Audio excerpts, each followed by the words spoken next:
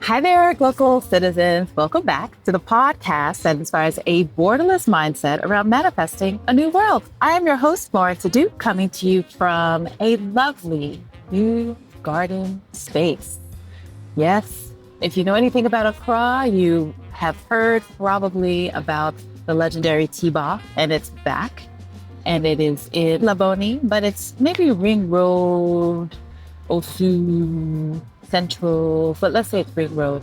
But in any case, T-Bar is back in a lovely new space at the Noldor Residency. I think there's another name for the area, but I've come to other events here, and now we have a mainstay that is keeping it active. And so shout out to Dedo Azu for bringing T-Bar back. Very excited. I'm happy to bring a new voice to this area to see this new space, because this is also another Glocal Citizens Connect. Glocal citizen Mohammada El Muhajir has made this introduction, and I'm so excited that she did because we have an episode up for you today. So let's get to his bio and the story will be told.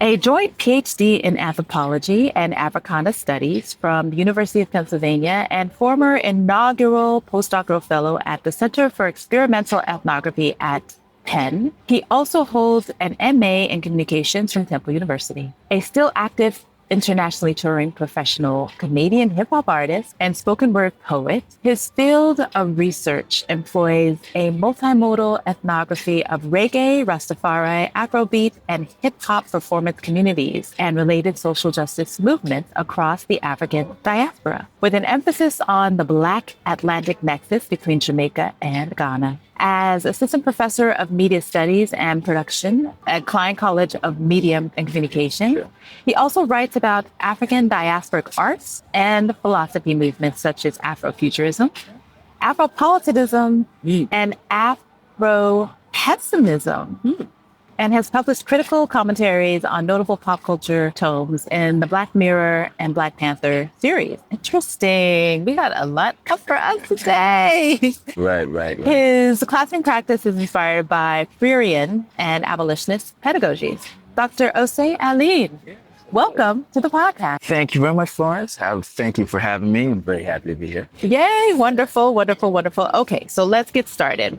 Where are you from? Okay, where am I from? That's a big question. Where are you local? Where am I local? And what is your craft? Okay, so I'm from a lot of places. Born in Toronto, Canada. Grew up Trinidad and Tobago, Port of Spain, Trinidad and Tobago, or thereabouts, environs. Lived in Canada again for quite a bit of time, but I am currently based in Philadelphia for the last almost 2 decades by now. Based in Philadelphia, yeah. Philadelphia, USA. Right now, I am in Accra, enjoying myself, hanging out, doing what I do. Working into the reason for that. And so what would you say is your craft? My craft, I have a few crafts. And so, my original background is as a hip hop artist, as you mentioned, and spoken word artist, more so hip hop artist and spoken word. And so that is certainly one of my crafts as a musician, as a lyricist, as a vocalist, as an MC, as we refer to it in the hip hop tradition. But I am also a professor. I'm also a professor of media and communications. I'm a professor of really anthropology is where my home is at. I study anthropology of the African experience. And so Africana studies is also one of my real wells. So a few crafts. At the end of the day, currently, I probably see myself primarily as a writer. I'm currently working on a book and I'm a writer. So a few crafts, but they're all discursive and linguistic and have to do with language and writing and thinking and all that kind of thing. So tell us a little bit more. When you say that you are focused on Africana studies, tell us what exactly does that encompass when you we hear about it a lot, but what does that? Well, Africana is a term that's been used since sort of the 80s, maybe late 80s, sort of inaugurated as a sort of departmental or disciplinary title after the emergence of Black studies and African studies. So Black studies emerges out of the 1960s, the upheavals of the 1960s, the Black Power era of the late 1960s, where students in the West, Canada and the US, probably the UK as well, demanded that there be some focus on people of Black and or African descent as a discipline unto itself. And so you have the emergence in the late 60s, early 70s of African studies, the Black studies departments. Prior to that, there had already been African studies departments, but African studies departments were usually housed in universities in the area of area studies. So African studies was really a part of the mission of sort of the British and the Americans to go out and study different areas of the world. And so African studies fit, like you could do Middle East studies, you could, right? But African studies comes from that disciplinary tradition, comes from sort of an almost imperial or colonial position of, well, let's understand the natives in this region, right? This is not to take anything away from it. Africana studies, however, emerges by the 80s more belatedly to signal the connections among Black and African people. So, of course, the issue of Blackness and or African identity is always overlapping, but for some maybe distinct, for some not. But Africana as a word used to describe diaspora, to engage Blackness across spheres, African identity, African descended peoples across spheres. Africana is the term that would be used to describe that. And so that's what Africana studies is. Because I happen to study reggae and dancehall communities, it's not limited to what I study, but sort of music making subcultures across the African diaspora. That's what makes it Africana. Yeah. So I think about hip hop communities in the US, I think about communities in the West Indies, and I think about communities continental Africa as well. And so Africana, right, of Africa in its myriad manifestation. Yeah. I'm glad I asked. Right, yeah. There you go, Africana. So thinking about that, that's a Pan-African, juxtaposing that Africana title, it's more academic, I'm assuming, is the idea. Yes. Where does Pan-Africanism sit in that? And then where does kind of African diasporic, concepts or studies or that kind of thing fit into? Pan-Africanism is at the center of Africana studies. Pan-Africanism is the call to political sensibility, whether it be sort of formal mobilization in terms of political organization and agitating on a very sort of an official level, to just sort of cultural people Africanism, just exploring and understanding and enjoying ourselves as Black and African descended peoples around the world. And so Pan-Africanism and its multiple iterations is at the beating heart of Africana studies. Okay. Because the Pan-African tradition is a century and a half old by now. Yeah. And everywhere from, Wilmot Blyden, 1899, is thinking about Ethiopianism and Black people. He was modeling it on Zionism of the time. But his argument was that Black people should have a Zion of their own, which he understood as Ethiopianism. Ethiopian being understood as a sort of an ancient African civilization, which persisted into the contemporary moment.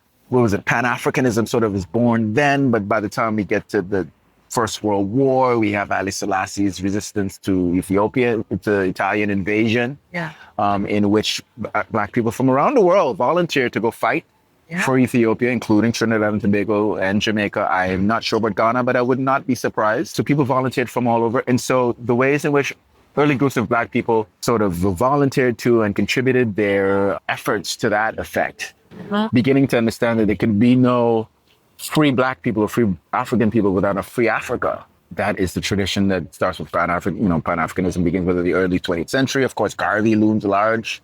It was United Negro Improvement Association, particularly because it was very Pan-African in scope, right? He was interested in the Black Star Line that first would do trade with Panama and Black spaces like, Belize and Panama, and link up in the north with, North American spaces. He himself was from Jamaica, but also, complete the trade, reverse the triangular trade, in other words, and take it back to the continent. Of course, the Black Star is now ensconced in the flag, in the bosom of the nation of Ghana, which is the first African decolonized space to decolonize. And so I'm happy to be in the space that is often imagined as quintessentially the Pan-African space, the first African nation to decolonize. Yeah. The festival, one might say, that was African decolonization as manifested in Ghana, Nkrumah and the like, still looming large in the Pan-African imagination as particularly pregnant moment of possibility for African people all over the planet. In the example, of course, of the decolonization of the first African nation,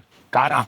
Right. Yeah, which is what I'm saying right now. Okay, exactly. So let us talk a little bit more about how you got here. You started as a young man between Trinidad and Canada, and then you first found your mode of expression as a musician.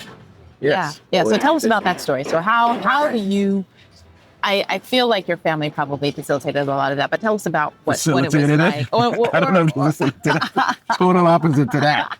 It was the opposite. Nobody was hip hop. No one was, No no way. one was interested. No one was trying to hear about that. My mom said rap is crap. That was her big rhyming. That was her funny. that was her her entry into, my rhyme book. Rap is crap. Okay.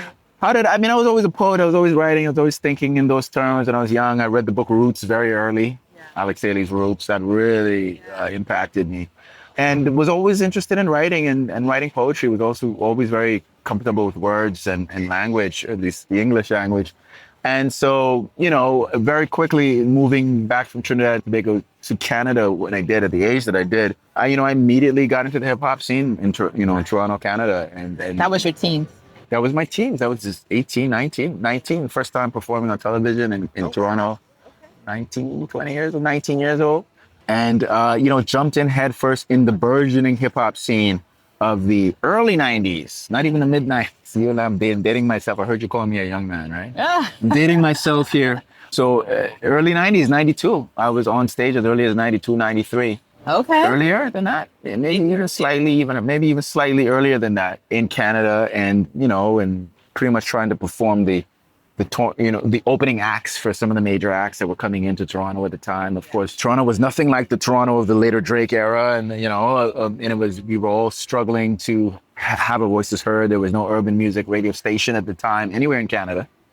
Big, broad Canada, there was no black-oriented station. There still really isn't, at least not in Montreal. And so ours was really a movement to be heard, and hip hop at that time held the promise for so much culturally, right? You hear me studying reggae and dancehall and thinking about it in Ghana today. But the reason why I relate to the scene here in Ghana so much beyond its Pan-Africanist elements is that I really relate to artists who are part of a scene in which they feel they're not quite heard or recognized just yet. And there are ways in which I still think of the Ghanaian scene like that.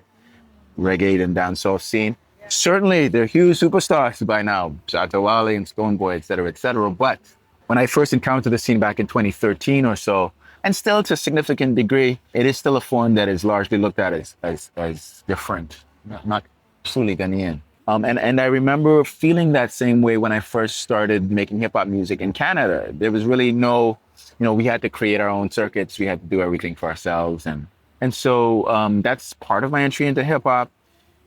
Boy, I tell you what, performed and toured for years. I don't know, all through the 90s, moved out to Montreal, continued to tour in Toronto and other parts of Canada, was signed to a major label briefly, but at one point put out lots of independent records, lots of independent wax, vinyl, lots of touring across Canada, some in the US, and, sort of I don't know if we ever became superstars, but we checked in at a certain kind of when I say commercial, not that I'm privileging or prizing commercial at any point, but at least we checked in with sort of the charts and that kind of thing at one point, which I always argue for me gave me enough experience to be able to look at people who've gone way further and still be able to relate to them. I got just about enough experience in the music industry at a commercial level to be able to infer, to be able to interpolate, to be able to interpret what I believe I see happening out there across those skates for what that's worth. But I was always, I always had deeper questions about things. I was always the kind of person who wasn't into the super duper late nightlife that it takes to be. Yeah. So you got to be able to hang, all kinds of hanging, right? You got to be able to hang and do what nightlife people do. And I was also, a bit of an athlete and so on myself as well, avid soccer player and did some track as well. I love being up early in the morning. I love writing. I love doing other things. And so while I loved music and certainly related to it, there was always this yearning to be able to have conversations that really probe things. And so I was always on the end of the socially active musicians and critical thinking musicians. And that is what has led me over years to once transitioning not entirely out of music, but into another career path. It ain't easy making it as an artist, right? The starving artist thing is very real, that I have eventually come to study musical forms. Right. Performative musical forms. So what was the name of your group? Butter Babies, B-U-T-T-A. Butter Babies. Butter Babies. That wasn't even the first group that I was in. And I had another group before that was actually on the path to doing really well itself too. It was called UBIS, U-B-I-S, Upward Bound to the Inner Sound. Oh, wow. Yeah, kind of an Afrofuturist. Yeah, I was going to say. Kind That's of an like Afrofuturist take. early Yeah. post-punk. Yes, Like, and we yeah. were very much like that. We kind of drew inspiration from, at the time, I wasn't aware of the figure at the time, but George Clinton in the Parliament Funkadelic. We used to sort of dress up in garb and gear, and we had a whole little story to who we were, kind of a mystic thing going on, and we had some characters that would come out to play roles on stage. And I did that for a minute and opened up for some big acts early in my career. Looking back on it now, I see the sort of the Afrofuturist quality in it. I only have name for it now. But back then we were just sort of like alternative and kind of different. We're always kind of different. De La Soul, Tribe Called Quest, right in that sort of neck of the woods. Got it. Maybe a little bit more esoteric than that, actually. Yeah. I mean, I'm sure there were, I'm quite aware that there were other hip hop groups that were kind of more in your thing. Yeah. Like it's escaping me now, but I can probably come up Soul with to it. Soul is not hip hop, but per se, but Soul to Soul was Soul to Soul out of the UK was also the Funky Dreads, and anything sort of alternative like that. Yeah. We went to. Yeah. There's a sort of metaphysical touch to it. Right. Yeah. It's a lot of fun. That was before Butter Babies. And then Butter Babies, we did a lot of stuff with Butter Babies. I mean, we did a lot of touring, put out a lot of records. We still get together as a crew and perform from time to time. Started a radio show on Radio McGill. Still runs to this day. Oh, wow. Almost 30 years later. And that's McGill University. McGill University. So 1998 to 2025, it's almost 30 years old. Wow. The radio show still runs with the same cats, my same boys who are also in Butter Babies with me. Our crew kind of turned into like a sound system. Yeah. Okay, sound system. Yeah, so there's a lot of us doing things, and the radio show is the hub. And it still runs to this day. So I like where that just took me in terms of the sound system concept. Tell us a bit about, I want to say you're not my first Canadian or experienced Canadian, but you are my first Trinidadian, I think. Really? So tell us about the Caribbean melting pot that is Toronto. Oh, Lord, Caravana. That's where you start. Caravana, right? So Caravana is like a Trinidadian carnival export to North America. And Caravana, somewhere between, I would argue, maybe between Caravana, Labor Day, and Notting Hill in the UK. Those would be the first set of original carnivals that are inspired by the Trinidad and Tobago Carnival. Okay. Now, there are carnivals all across the Caribbean, but the Trinidad and Tobago Carnival is the biggest by far. Most commercially engaged, yes. They all have deep backgrounds because they're all based in the emancipation of slaves, celebrations during the emancipation of slaves, and or the Christmas, the break period during Christmases that slave masters would give to slaves. And so that carnival, we're talking about the melting pot, Caribbean melting pot, that is Toronto, is probably best exemplified by Caravana. And Toronto is a very diverse place. And I mean, look, there's people from all over in Toronto. I mean, there's Trinis, there's Jamaican, very Jamaican, one of the old school Jamaican sort of diasporic points. Increasingly lots of Africans as well, Ghanaians and Nigerians. That's where I started meeting Ghanaians en masse, right? So it wasn't in Trinidad. It was in Toronto where people would start saying, "What is your name?" Osei. Right. Let me tell you about who you are, right? I know who you are. That is a foundational experience to my life. My mother giving me a name that she barely knew the meaning of. And I say that not because she wasn't particular about wanting to know what she was doing. She was very intentional. But there was a book, that thing that was called the Book of African Names that circulated. I mean, various iterations and publications, publishing versions of it. But the discourse of the idea of a Book of African Names that African diasporans could use to name their kids in order to reconnect to the continent in the 70s, the Black Power era that was the 70s, was a thing. And one of the names in that book was Osei. My mom said she would name me if she thought my face was as serious as my dad's face. She would give me the name Osei because the book described the name Osei as meaning serious, which in fact it doesn't, per se. Right. There is a way in which one could imagine that being an Ashanti noble or being an Akan noble, the Osei name being very much associated with Osei Tutu and the various Osei clans, could be thought of as being serious. So the translation itself wasn't exact, which I think is beautiful, right? Because so much we often think about what's lost in translation, but we also don't think about what is sometimes gained or what is inferred and how sometimes misunderstandings can enrich discourse about something. And so here I am being named Osei. And of course, lo and behold, from the time I get to the age where I can start, I'm on the soccer field and meeting people from other places, Osei. Your name is Osei? Are you Ghanaian? I said, no, I'm not Ghanaian. I might be Ghanaian, but who knows, right? Like, maybe I need to check in with, Yeah. yeah, man, spit in a test tube or something like that to figure it out. That has been a striking, probably the singular, most sort of enriching, sort of pointed experience in my life, because my career now has taken the turn of coming to Ghana for to study and to research on the basis of attempting in some ways to sort of reconnect with the Osei that I've been called all these years. Yeah. And then finding it here. Right. Wow. That's fascinating. Yeah, I really like it is this, fascinating. this understanding more about Canadian melting pot. Right, yeah. Yeah, very Caribbean, Toronto, very Caribbean, Yeah, very West Indian. Even Caribbean, I'm from Trinidad, where Trinidad is maybe 40% African, Afro-Trinidadian.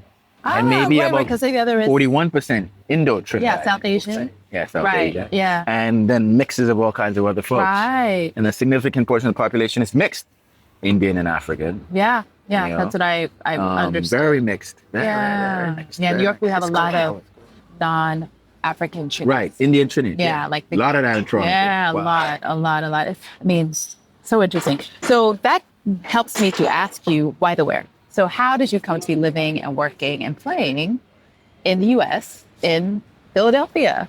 What was the path? Wow. So I have a little story there too. So I was doing sort of youth outreach in Montreal, and I was working at community centers where there was outreach to kids in vulnerable neighborhoods. And I used to spend time hanging out with kids and, essentially using movies and films and music to help to stimulate them. So I'm sitting in a youth center one day on the net surfing, and I saw one of my favorite artists, KRS-One, giving a speech about his organization called the Temple of Hip Hop, the Temple of Hip Hop. We're at Temple University. I'm sitting in Montreal. Temple, KRS-One. I love KRS-One. Temple of Hip Hop. Yeah, I'm all for that. Temple University. I've heard about it, but I haven't don't know anything more than that. But wow, Temple, that's cool. Let me check that out. Yeah. And so I reached out, and they had a communications department. And years before that, I had a really cool professor, the professor that I studied Arab-Israeli conflict with, who encouraged me to think about communications, seeing sort of the mix of skills that I had. Because while I was in class with her, I had already gone back to school because I was years in and out of school. I was back and forth with school with this music thing. And I had gone back to school to finish up. And I was in school. I hadn't given up hip hop yet, but the album came out and then started getting a lot of media. So I was in class and I got the cover of this magazine, right? We got the cover of the Arts Weekly in Montreal. And let me tell you, those Arts Weeklies are big and they're popular. Okay. Montreal is French. It's an art city. Yeah. Wanna be Paris if you could get to it, right? Yeah. And the Arts Weeklies, the magazines were big and we got the cover. And so sitting in grad school class, my professor's like, "You're late and you're on the cover of this thing. You must not be serious about this." And she had invited me, even though I was an undergrad at the time, she invited me to her grad class. I was taking a grad class with her. But all of this to say that this person really affected me and showed me that academics could be cool and passionate. How did I get to Temple? I got to Temple because this young professor pretty much showed me that I could be cool and not fuddy-duddy to be like the forgetting professor, but to be this cool, young, sharp academic who's using this thing to say something in the world. Yeah. And it all happened around the same time I was doing that outreach stuff. So when I saw Temple, I thought, give it a shot. I called them up. It is written. Yeah. Yeah. I came out here. It was the only school that I applied to. They accepted me and moved to Philadelphia. So I went to Temple and then I went to Penn. And now I'm back at Temple as a professor. So yeah. Okay. All right. Yeah, that's where Philadelphia comes in. Now that you are a professor working, I want to get to a little bit about I don't want to say the politics, but the quote unquote business of being an academic, right? Business. Before that, let's talk, because that's part of the reason why you're here a little bit. So tell us why Ghana and how Ghana. Yeah, well, Ghana goes back to that. My name is Osei. Yes. My name is Osei. That's pretty much the entire story, the middle and end of it. Maybe if my name was Kojo or Kwame and nothing to disparage those names or Kofi, because those names, and Osei is also common, but those are Kofi and Kojo, and those are because weekday names. Those are weekday names, and everybody has a version of that name. Yeah. Maybe that would have been different. I would have met other people from Ghana. Like I have cousins named Kwesi, and listen, my whole family has that name in it. Kwesi. There's at least 3 Kwesis in my family. Oh, wow. There's Kojos, there's Kofis. Okay. All quash. So every day, like every day of the week. every day of the week. Not Yao, because I'm Yao and I never But why did they bring that? But Osei as a name, I think for Ghanaians, because of the Osei Tutu and the way the Ashantis are at the center of the building of the nation, the understanding of the historic building of the nation through the resistance of British encroachment and the consolidation of Akan tribes to this big, it really looms large in Ghana's pre-colonial past, right? It is the Ashantis and the Zulus are both known as the continental African tribes that are well known by Europeans as having resisted them militarily, right? So Osei Tutu as the head of that rings prominently for Ghanaians, and then the name and practice as first name, a middle name, a last name, shot through, though the culture here is shot through with that, at least the Akan and also the Ashanti. That's the story. From the time you meet Ghanaian people and say, what's your name? Osei, they'll first of all think you're Ghanaian or Ghanaian returnee or Ghanaian expat or just, a burger or whatever. Or they believe that you are sort of a cultural Pan-Africanist who's taken on the name. Right. I'm more so the latter, but I haven't taken on the name. My mom gave it to me. I've never had a different name. So never had a different name. Yeah. So, I want to ask that in a little bit more nuance to the extent of why have you come to study and how has your work become, how has Ghana been part of this work? And why are you here? Right. What brings you back? So, Tell us about your first Ghana and then you're now Ghana. Sure. So I was engaged to a Ghanaian woman at one point as well too. Okay. So that it goes in Love it goes in that direction as well. Powerful force. Right. I dated Ghanaian women as well. So that was also another part of the learning process. But when I was in grad school, my original idea was to either study the hip hop movement in Canada or to look at, something in the Caribbean. I wasn't sure exactly. I knew I had a hip hop background and I knew it was going to be musical, but I wasn't sure where. And then literally a grad student who was a very good friend of mine, still a very good friend of mine, said, why don't you go to Africa? Why don't you go to the continent? She had already decided she was studying capoeira communities in Senegal. Oh, interesting. So I decided Ghana, and then happened to be in a grad school space where we were where we were welcoming other grad students, prospective grad students, and met a whole group of Ghanaians who reminded me of all the Ghanaians I had ever met, and told me there and then, if you go to Ghana, we're going to hook you up. Oh, okay. In soft landing. Ghanaian style. Soft landing. Oh, Charlie, and I'm telling you, they hooked me up. Yeah. To this day, I went to this talk that I had today, and elements of how they connected me still showing up. Oh, wow. Still showing up. So the very people that I met that day said, don't worry, we'll hook you up with all of us who went to, I think it was University Ghana Communications or some one of the schools in the city, but they all had a connection to University of Ghana. And to this day, I'm still very much in touch with them. And it was a welcome. First of all, the Osei thing, number one, they can't get over that. People can't get over that. Yeah.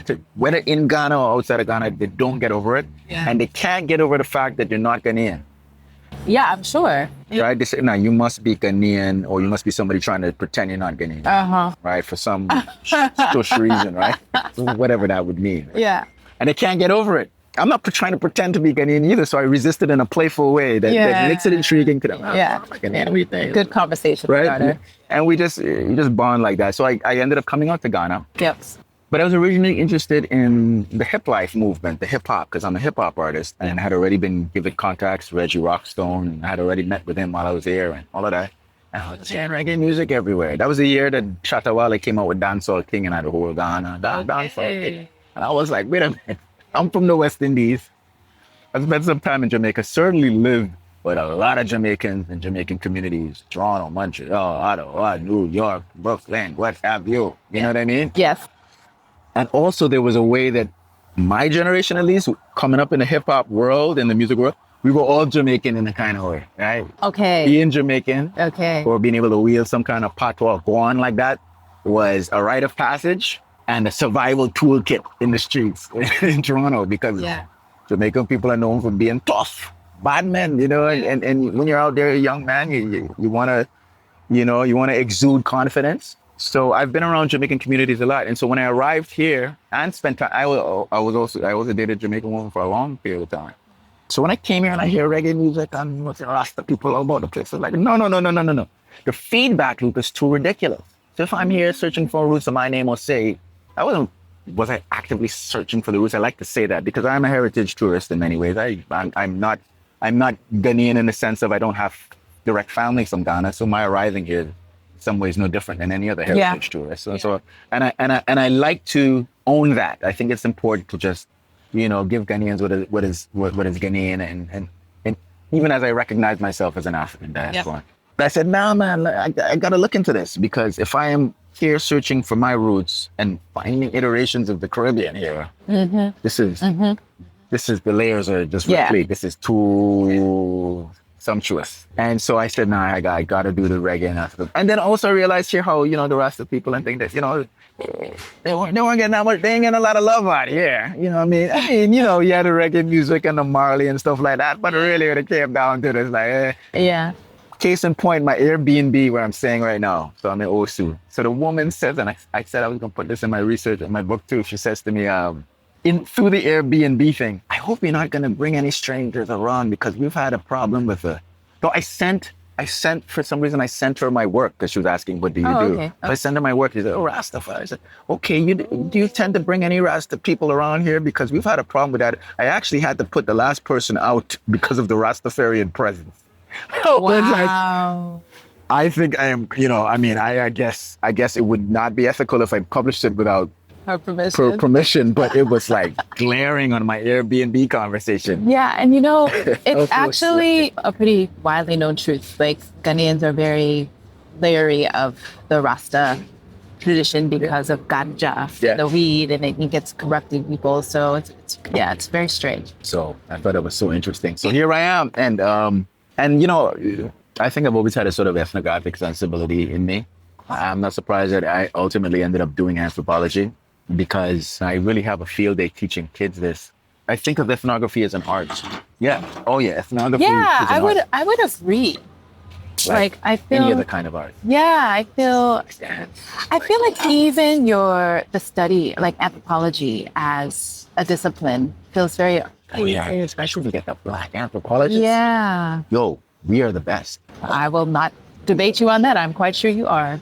The association that I belong to, the kinds of things we engage, the kinds of conversations that Black people who have been the subjects of anthropological literature. Right. Africa has been always looked at as the human laboratory. Yeah.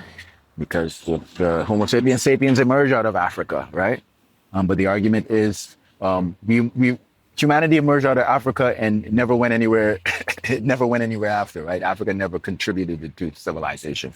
That's the whole Egypt thing that you keep bringing up, right? The argument that Sheikh Anta Diop and these guys were making was to push back on a sort of an old European Egyptology that argued that Black people could have never created the pyramids because Black people have never created any civilization. Hence the reason why they were worthy of being enslaved because there was no civilization here. So the field of anthropology is particularly interesting because we Black people have been the subjects of it. It used to be that in the British tradition, in the early American 20th century tradition, where did you go to get your field work? Instead, you went to either Oceania, which is Papua New Guinea down there, which is another exotic space that the early white anthropologists were all about, and Africa, somewhere in Africa. Go see how. The idea behind Africa was to see how people lived before we were civilized as a baseline for understanding Western society. Well, here's how in other words, we're still living as primitive people do here in Africa. Africans are still living as primitively as human beings ever lived. And so why not go to Africa to study it? Because it gives us insight into it. So in a very, very backhanded way, it really denigrated all things African. So for a discipline that is born in that kind of colonial thinking, for Black anthropologists to eventually sort of, I don't want to say take it over, but significantly really rethink all of those things. The subject-object conversation, knowledge production, who gets to say what about who? How is it because you're here, you get to say this, to label, to categorize, to do my kinship chart, to show, you know what I mean? Because of your ostensible power of your Western epistemology and that kind of thing. So for Black people to have been have been objects of inquiry, for them now to be in the field and it generates so much more layeredness in terms of the kinds of questions we ask about epistemology and knowledge and who gets to say what. And if you're into expressive culture, because there are all kinds of cultures, political culture, but if you're into any version of expressive culture, music, dance, whatever, any of them kind of things, It's anthropology is a wonderful spin. Yeah. I mean, there are some fields like musicology and ethnomusicology and so on that maybe I might be closer to myself. I was always a kind of a little bit of a bastard in the anthropology department because I wanted to study expressive culture. So you're a little bit different. A little bit different because I was already kind of ethnomusicological and there's already, and ethnomusicology really is just anthropology of sound. It's really just anthropology of musical culture. Yeah. That sounds. But anyways, I don't know if you want to talk all this disciplinary conversation. Well, but I do to some extent, right? Yeah. And so because you brought it up, you were just at the World Conference.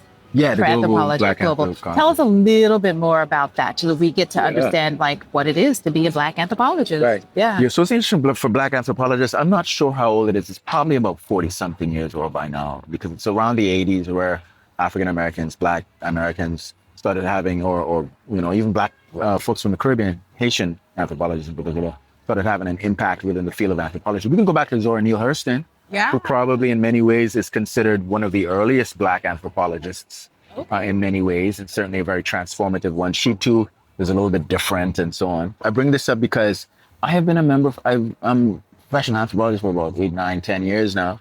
And I don't know that they've had a meet on the continent since I've been an anthropologist. So this was the first. This was the first in at least a very long time. And so it was all of us, we were out. There's about 600 people, right? Yeah. And it was great. Dakar is an excellent place for that. We did a lot of our work at the Cheikh Anta Diop.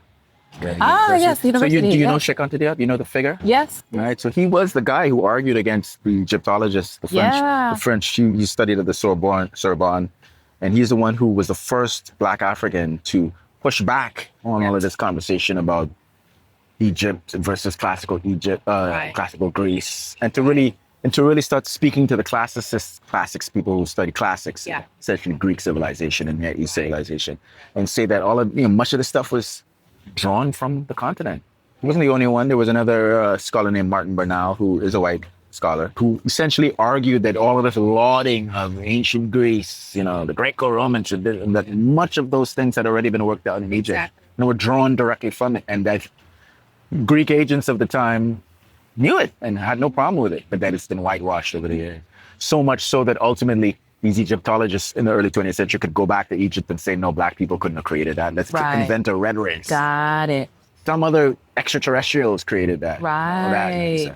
And so, so we did that stuff at the Cheikh Anta Diop conference, and it was just really an excellent space to be. And for me, I had an opportunity just after the conference was done to head out to go try to run down that whole Econ City thing we've been talking about. Okay. Yeah. Development and all that. Okay. So it was really beautiful.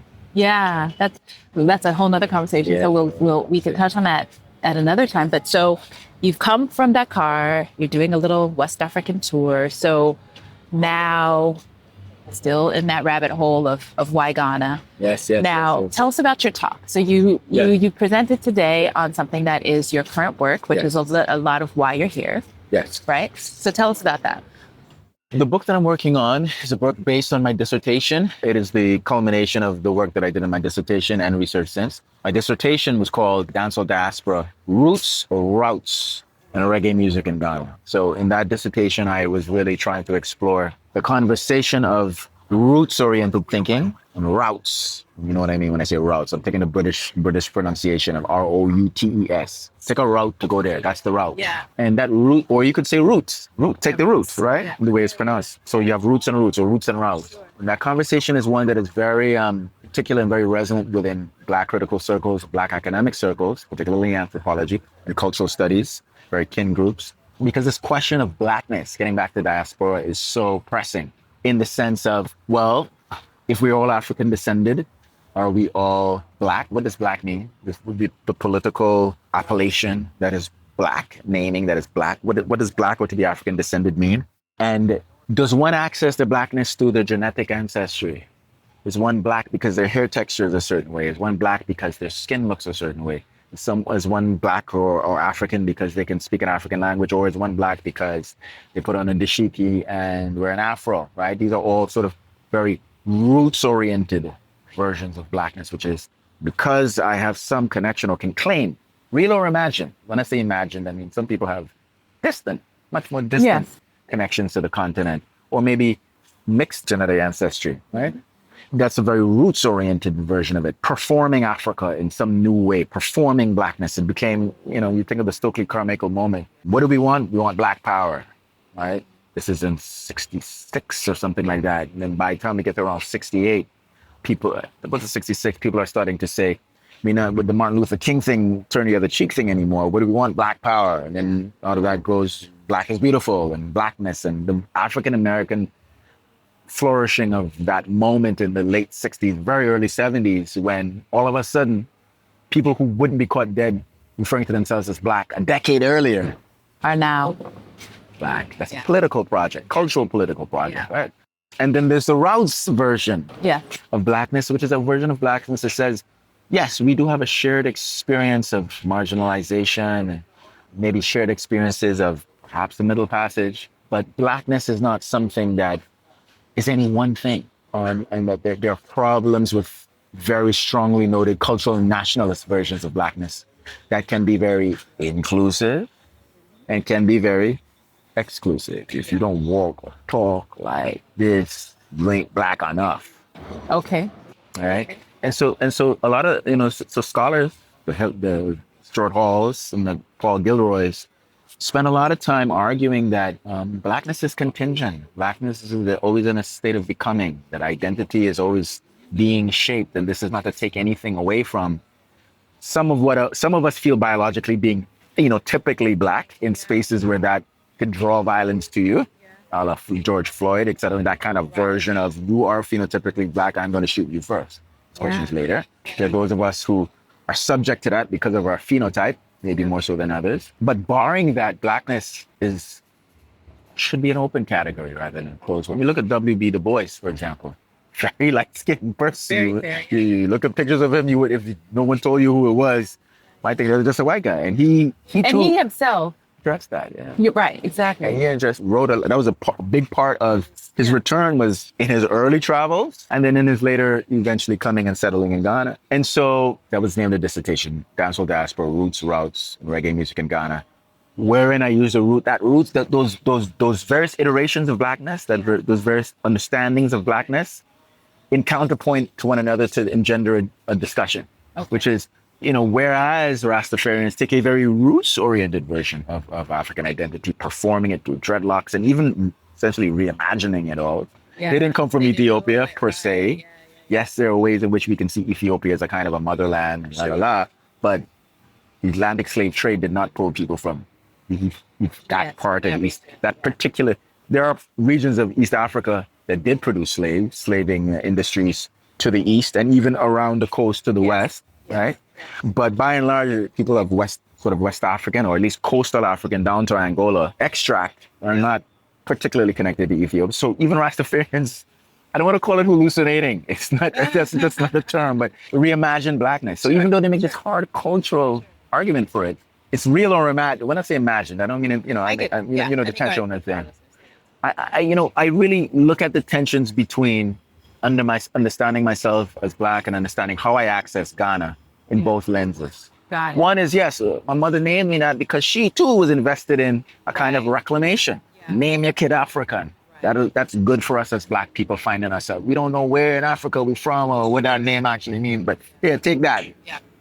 All right. And that's my story. But I also take on the side of, productively not necessarily trying to be super heritage touristy or to be all about trying to be continentally African or Ghanaian. I like also sort of upholding that my understanding of my own sense of blackness, or even Ghanaianness, if you want to say, let me be more specific, my own sense of Ghanaianness is productively studied, is encountered critically, and is engaged, you know what I mean? Yeah. That I hold all the histories in mind when thinking about it, that I keep in mind the various tiers of economy and how I fit in as a Westerner, being able, having the privilege and the power to come in and explore myself. Like how many Ghanaians have an opportunity to explore themselves, right? And so that was part of that first dissertation. However, by now, it's becoming a book that I'm called Dancehall Diaspora again. Okay. Rastafari and Rudeness, the African Post-Colony, where I get a little bit more particular at looking at iterations of Rastafari with its various precepts and concepts and inferences and interpolations and calls to action however impactful they are, they aren't. Because sometimes they're really not impactful at all, right? Just people reimagining. Yeah, I don't want to say it as cruel as that. I always kind of want to think about it carefully. When I'm around Rastas, I see it in a cruel way. I mean, Right. in a really provocative way. Kind of the rude, Right. the rude boy. But I want to explore Rastafari because it has a program. Whatever you make of how effective it is. Reparations Let's talk about it. through repatriation. Yes. let's That's talk about how it emerged in the space of the Jamaican political climate, post Garvey, using Garvey as a symbol and so on. Selassie. We going back home. The Queen owes us. If anything, the Queen should be sending ships. Not that they absolutely require that, but the onus should be on them to place us back in Africa. Right. Which is odd because you do have the Liberian and Sierra Leonean context, which has turned out to be a whole debacle, clearly. Rastafari does have a program, so it's repatriation. So even for Ghanaian Rastas, what does repatriation mean if you're already from here? Well, repatriation for them means a conceptual repatriation, right? A leaving of Babylon to an Africa that they really want to be. Not a post-colonial, colonial mentality Africa that has reproduced the same elite classes all in blackface. Yeah. An Africa that may have been what would have continued. Right. Right. Either one unbroken from its pre-colonial tradition, which Right. Rastas tend to get into that, which can also be problematic, right? Yeah, Because that's, yeah. there's a lot to of some extent. mythical reimagining of a past that is Yeah. like, there's always power everywhere. Even Right. Well, what's kind of makes me think about your Afrofuture leanings, Right. because of this idea of how are we reimagining, and you're working with a group that has reimagined something else. So does that come into any of the thematics that you're looking to Afrofuturism? explore in your book? Yeah. All right, Glocal citizens. Thanks for joining us for part 1 of my conversation with Dr. Osei Alleyne. Be sure to come back next week when we continue our conversation about Dr. Osei's forthcoming book, as well as continued insights into Pan-Africanism and what keeps Dr. Osei busy when he's not being a scholar. As always, you can catch us with new episodes at glocalcitizenspod.com or wherever you get your podcasts. Please like, share, subscribe, leave us a review. We love to hear from you. It also helps others find great content like this, like conversations like this on the internet. As well, you can also catch us on Substack now. So if you're a Substacker, you can catch the podcast in your Substack feed. So please do sign up, subscribe, all that good stuff. So until next time, bye for now.